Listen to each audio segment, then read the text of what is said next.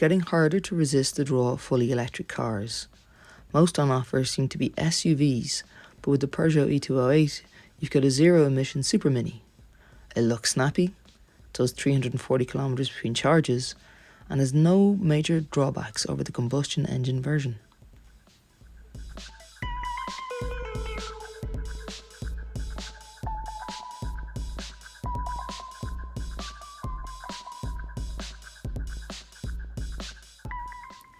In the future, all small cars will need to be developed on platforms that can support fully electric as well as conventional ICE cars. The Peugeot 208 is an exception, as they offer you a choice of powertrain in petrol, diesel or electric, in the same way that you'd choose a trim option.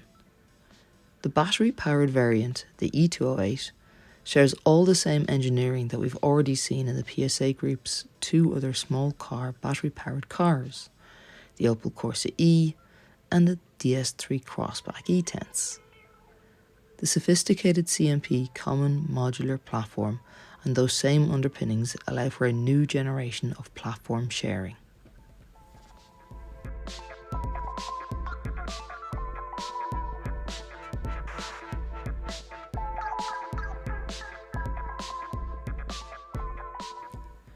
The Peugeot e-208's 50 kWh lithium-ion battery is mated to a 100 kW electric motor, putting out 136 brake horsepower and working through the usual single-speed automatic transmission.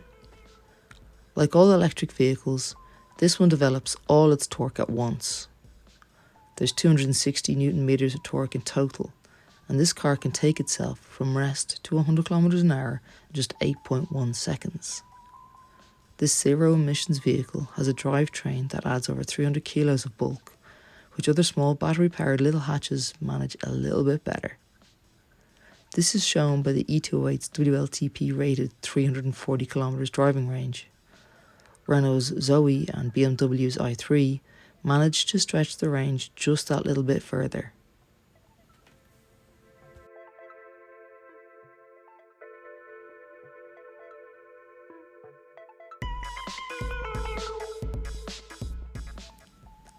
Forward-thinking Super Mini buyers who are looking into making the expensive switch into all-electric motoring need to look into their use and the distance versus range required for their daily commutes. The quoted range in Peugeot will only be distantly possible if you habitually drive your e-208 in the sports setting, which will be necessary to release the full 136 brake horsepower.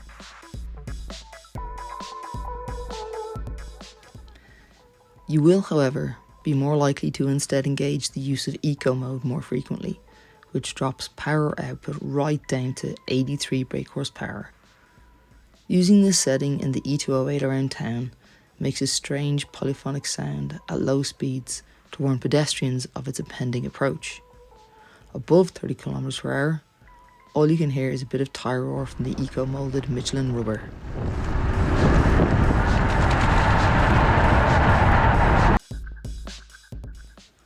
All that extra battery weight affects the dynamics. Things you'll really only notice if you're trying to throw the car about in a manner that a typical owner hardly ever would. Most of the time, the battery's additional bulk is well disguised. The ride quality is actually class leading, smoothing small bumps and speed humps in a way that's pleasingly French. The all-electric e-208 is distinguished from the rest of the lineup using flecks of colour on the front grille and a more unusual finish for the line badge, which appears to change colour depending on your viewing angle. Most versions of the model will be ordered in either GT line or top GT spec. The top two variants are recognisable by the diamond black roof colouring and glossy black wheel arch flares, which streamline the body, making the wheel diameter of the 17-inch wheel rims appear larger. On the premium versions of these rims, they come with screw-in customisable inserts, which not only improve the aerodynamics, but apparently reduce curb weight by a further 3.6 kilos at the rear.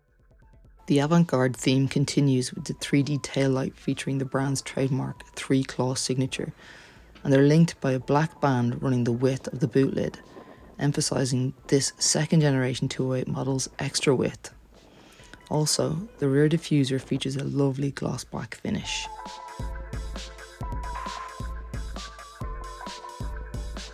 the usual iCockpit position in a 208 that sees you viewing the instrument binnacle over the upper rim of a steering wheel. On all the entry version of this model, you'll find that concept has been further developed with the addition of the clever 3D instrument binnacle display. This shows critical information like speed and navigational instructions projected in hologram form from the inner roof of the vehicle onto a piece of slanted perspex in the foreground. Other secondary features are on a screen set further back, and a button to the left of the steering wheel allows you to change the format according to your preferences. More media technology sits to your left in the form of the usual centre dash touchscreen, which is normally 7 inches in size but is optionally available in 10-inch form. Either way, the monitor includes plenty of functions.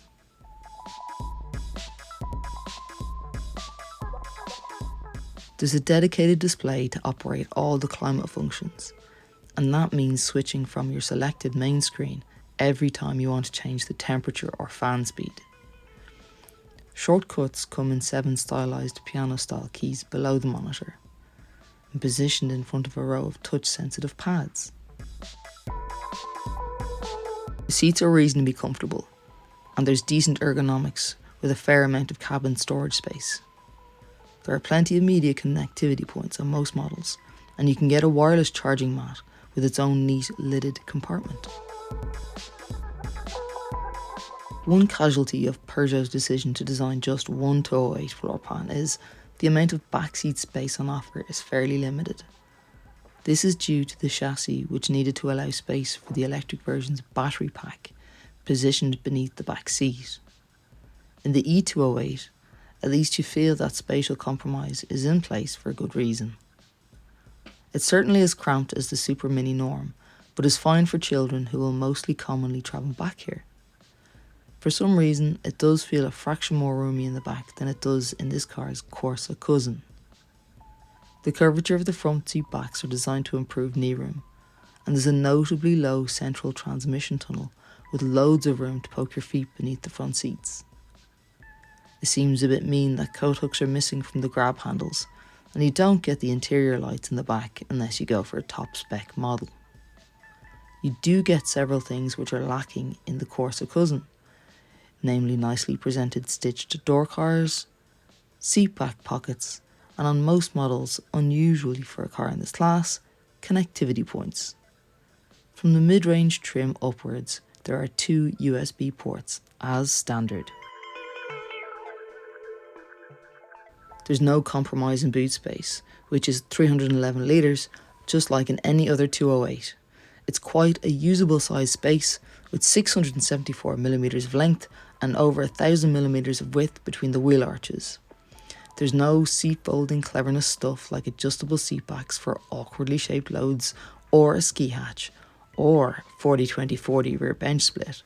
You would think that Super Mini designers might be building that stuff in by now. So instead, there's just a straightforward 60-40 rear bench split, which, once it's down, reveals 1106 litres of capacity when you load it up to the roof. In base active spec, an e-208 will set you back around €28,305, and that's after the available grants have been applied. e-208 buyers get the benefit of the My Peugeot app package, which allows you to check data such as fuel consumption, maintenance, or servicing alerts, and it can also save the location of the car, remembering where you've parked. The app's homepage gives you essential data like average consumption and your mileage, plus you can also use the app to look at your previous maintenance appointments and book service visits. The My Peugeot app additionally includes a range of specific services for e-208 owners, including remote services and public charging solutions. The other PSA Group model with this car's drivetrain is a small crossover SUV, namely the DS3 Crossback E-Tense, which is priced from €38,811. This little Peugeot's closest rival from outside the PSA Group is the market-leading Renault Zoe, that also sells mainly in the €27,000 to €32,000 bracket. But in 50 kWh battery form, it has a slightly higher driving range, yet doesn't look nearly as stylish as the e-208. Competition comes in the form of the Honda E at nearly €30,000 and the Mazda CX-30 at just over €30,000. The Mini Electric comes in at €42,000, €405,000. All three of those cars are smaller inside and they have smaller batteries, which means a reduced driving range. Bear in mind that with all EVs, the quoted range figure drops considerably in winter as well as on long motorway journeys. In the case of the e-208, range can drop to around 240 kilometres. As an e-208 owner, you'll also need to know that getting anywhere near the quoted range figure will necessitate staying in eco mode. By activating the sport setting, you reduce your range by around 10%.